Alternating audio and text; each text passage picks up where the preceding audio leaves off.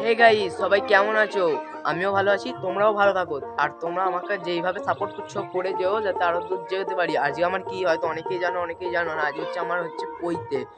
এই জন্য আমি পুরো রেডি, দেখতেই পাচ্ছ ফুল গেটআপে আছি আমি। আর আজকে কি কি হবে সারাদিনে সবই তোমাদের সঙ্গে শেয়ার করব। হয়তো আমার কথাটা নাও শুনতে পারো, কিন্তু আমি তো ব্লগটা করবো না।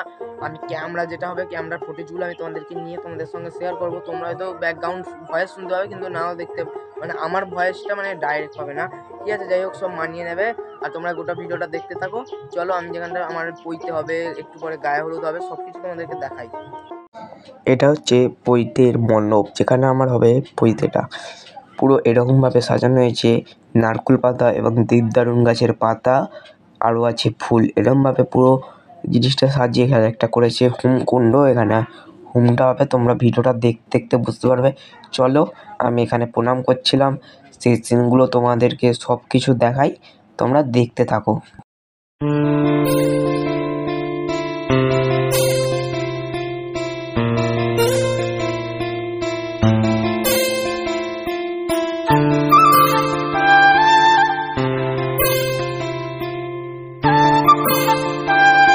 এটা হচ্ছে মা ক্ষেত্রেশ্বরী মায়ের মন্দির, যেখানে আমরা এসেছিলাম প্রণাম করতে।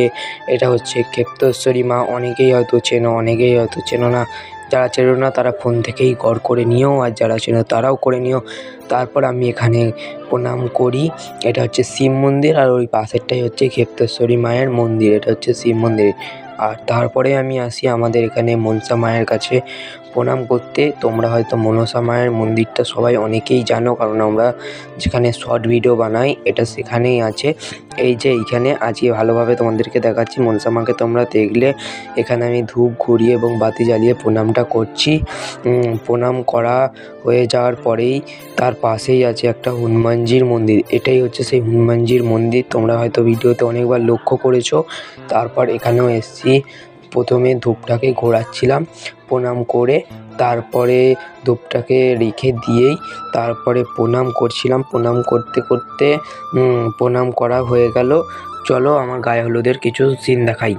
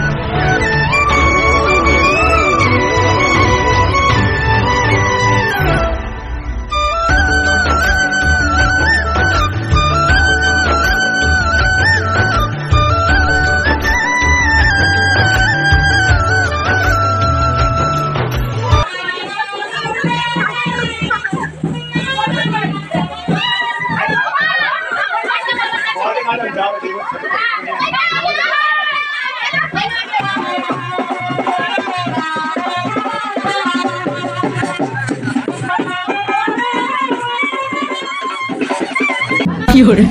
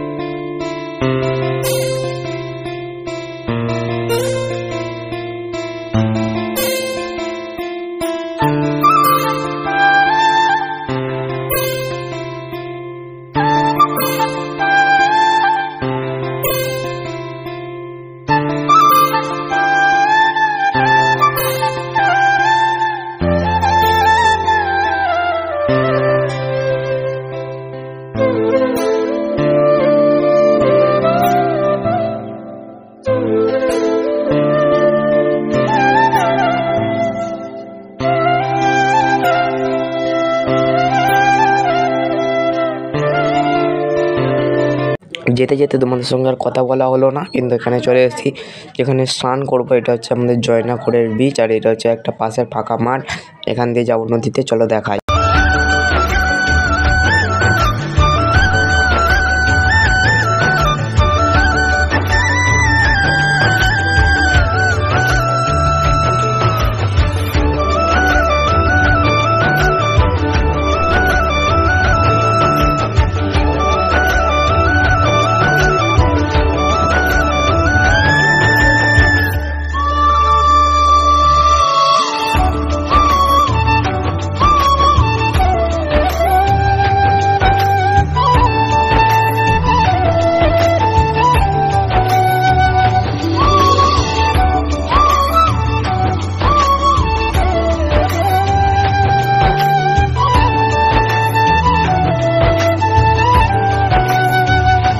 এখানে হচ্ছে নান্নিমুখ, যেটা স্নান করে আসার পর করা হয়। তারপর আমি স্নান টান করে এসে আমার ভেজে কাপড় ড্রেস ফ্রেস ছেড়ে দেখতে পাচ্ছ আমি পুরো রেডি হয়ে বসে আছি। আর এটা হচ্ছে আমার কাকা, যেটা নান্নিমুখের কাজে বসেছিল। এখানে কি ঘি নিয়ে এটা যেটা আঁকা ছিল এর ওপর দিচ্ছিল, বামুন ঠাকুর বলছিল। তারপর এইখানে হচ্ছে আমার পৈতের কাছে বসেছে, সেটা হচ্ছে আমার জেঠু, যেটা আমার পাশে বসে আছে। আর আমি যার কোলে বসে আছি সেটা হচ্ছে আমার মা। ফাইনালি তোমাদেরকে আমার মাকে দেখিয়েই দিলাম। আর এখানে প্রথমে হচ্ছে আমার জেঠু আমাকে মাথা থেকে চুল কেটে নিল, কারণ তারপরে এরপরে নাপিতকে দিয়ে আমার চুল কেটে পুরো ন্যাড়া করা হবে। আমাদের পৈতের এটাই নিয়ম যে ন্যাড়া করিয়ে গোঁফ দাড়ি কেটে ফেলা। এখানে আমার চুলগুলো কাটা হচ্ছে, ন্যাড়া এই দিকটা পেছন দিকটা করা হয়ে গেছে। আর এখন আমি ভয়েস ওভারটা মারছি ঘরে বসে বসে। আমাকে পৈতে 3 দিন অবধি ঘরে থাকতে হয়। হয়তো কেউ জানো, হয়তো অনেকেই জানো না, এসব নিয়ম আছে অনেক কিছু। তারপর আমার ন্যাড়া ফেড়া হয়ে যাওয়ার পরে যারা ছিল তারা আমাকে আবার স্নান করিয়ে দিচ্ছে। আমি ন্যাড়া মাথা, আমাকে কেমন লাগছে অবশ্যই কমেন্টে জানাবে। আমারও দেখে প্রায় হাসি এসে গেছে, মুখেতে হাসিও লাগছে, কীরকম একটা যেন লাগছে ন্যাড়া অবস্থায়। ঠিক আছে, যাই হোক তোমরা ভিডিওটা দেখতে থাকো। আরও আগে অনেক কিছু হয়েছে, সেইগুলো চলো তোমাদেরকে দেখাই। পার্ট 2 খুব তাড়াতাড়ি আসছে, অপেক্ষা করো।